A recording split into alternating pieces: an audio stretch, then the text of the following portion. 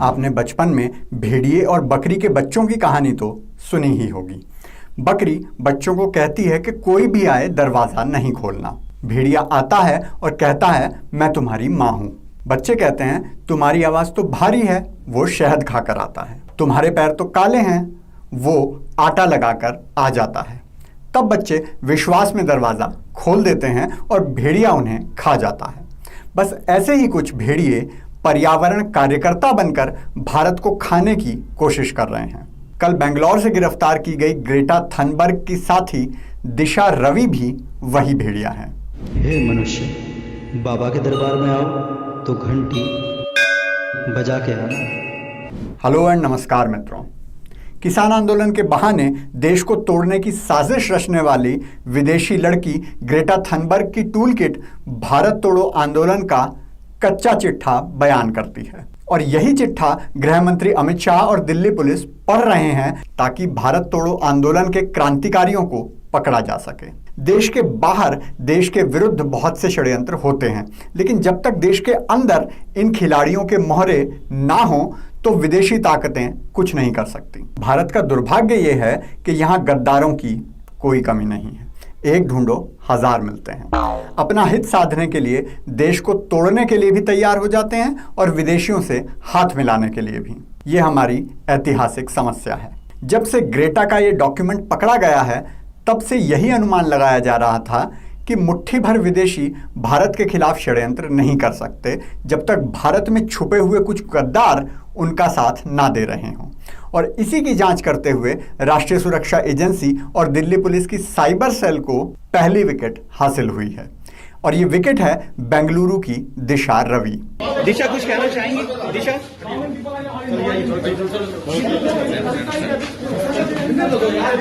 अरे बिजल हटो। इन्होंने 3 फरवरी को ग्रेटा की टूलकिट को एडिट किया था, मतलब इसमें कुछ चीजें जोड़ी थी। अब ध्यान से सुनिएगा, ये दिशा कौन है और किस दिशा में इशारा कर रही है। दिशा रवि एक 21 साल की पर्यावरण कार्यकर्ता है, हिंदी में बोले तो एनवायरमेंटल एक्टिविस्ट। ये नाम कहीं सुना सुना सा लग रहा है ना? अरे हाँ, अपनी ग्रेटा भी तो पर्यावरण कार्यकर्ता ही है। एक पर्यावरण कार्यकर्ता स्वीडन में बैठकर एक डॉक्यूमेंट बनाती है और दूसरी बेंगलुरु में बैठकर उसको एडिट करती है। क्या तालमेल है? साइबर सेल ने इस टूलकिट की जांच करते हुए ये पाया कि बेंगलुरु में इसे 3 तारीख को एडिट किया गया है और उससे ही दिशा तक वो पहुंचे। दिशा ग्रेटा की संस्था फ्राइडेज फॉर फ्यूचर की भारत शाखा की संस्थापक सदस्य है। दिशा को पकड़कर दिल्ली लाया गया और अदालत में पेश किया गया। अदालत में जाते ही इनकी सारी क्रांति निकल गई। ये घड़ियाली आंसू रोने लगी और कहने लगी कि मैंने तो केवल 2 लाइन एडिट की थी, इसलिए मुझे माफ कर दो। अब मजे की बात देखिए कि टुकड़े टुकड़े गैंग तब से कह रहा था कि कोई टूलकिट नहीं है, भारत के खिलाफ कोई षड्यंत्र है ही नहीं।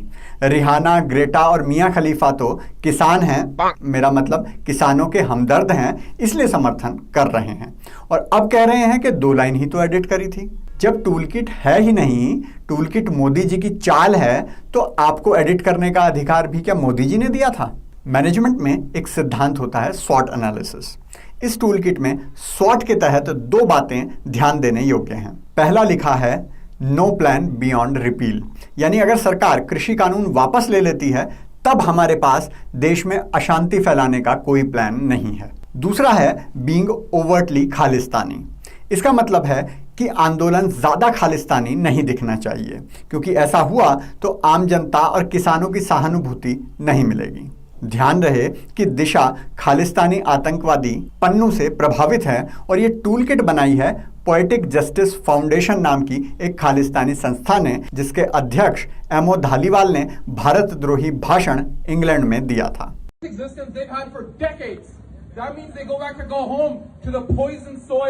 The poisoned rivers. That means they get to go back to live the same life of subsistence they've been living this whole time. If the farm bills get repealed tomorrow, that is not a victory. This battle begins with the repeal of the farm bills. It does not end there.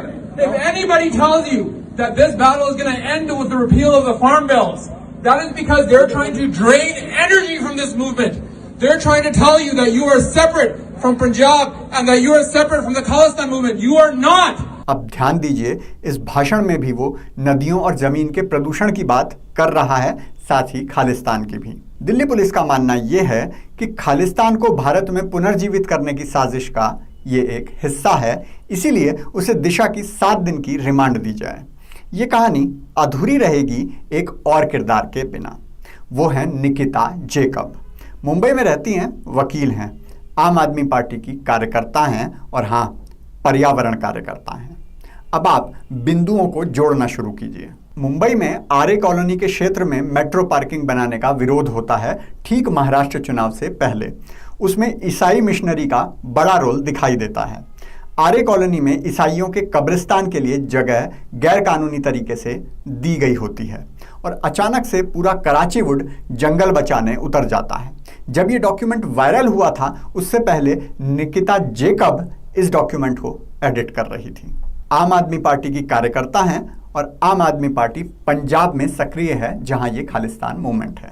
Delhi police Nikita को भी देशद्रोह के मामले में अभियुक्त बनाने का प्रयास कर रही है। यूरोप से लेकर बेंगलोर और बेंगलोर से लेकर मुंबई, सारे पर्यावरण कार्यकर्ता उस बिल को वापस लेने की मांग कर रहे हैं जिससे पराली की समस्या और उससे होने वाले दिल्ली एनसीआर और उत्तर भारत के वायु प्रदूषण से छुटकारा मिलता है। तथाकथित किसानों की 4 में से 1 मांग तो यही है कि पराली वाला कानून हटाया जाए और किसानों को पराली जलाकर प्रदूषण फैलाने दिया जाए। तो समझ जाइए कौन सा पर्यावरण बचाया जा रहा है। बाबा का आज का ब्रह्म ज्ञान है उन चमचों के नाम जो आज प्रधानमंत्री के चेन्नई जाने पर बहिष्कार की मांग कर रहे थे। अगर आप योग्य को ठुकरा दोगे तो आपको अयोग्य से ही समझौता करना पड़ेगा। अभी भी मोदी जी को पहचान लो, वरना आपकी किस्मत में ये लिखा होगा। If we say Tamil Nadu is India, then we have to say that India is Tamil Nadu. Tamil Nadu என்பது இந்தியா என்பது மட்டுமல்ல, இந்தியா என்பதே தமிழ்நாடு என்கின்ற வகையில் அது அமையும். It cannot be that we say Tamil Nadu is India, but India is not Tamil Nadu. It cannot be like Modi ji says that we say Tamil Nadu is part of India, but India is not Tamil Nadu. Tamil Nadu என்பது இந்தியாவினுடைய ஒரு பகுதி என்று மோடி கருதுவது மாதிரி இருக்காது. தமிழ்நாடே இந்தியாவாக இருக்கும் என்பதை நான் தெரிவித்துள்ளேன்। अगर आप भी भारत के पर्यावरण से ये विदेशी प्रदूषण हटाना चाहते हैं तो कृपया लाइक, शेयर, कमेंट और सब्सक्राइब जरूर करें, क्योंकि खुशियां बांटने से बढ़ती हैं।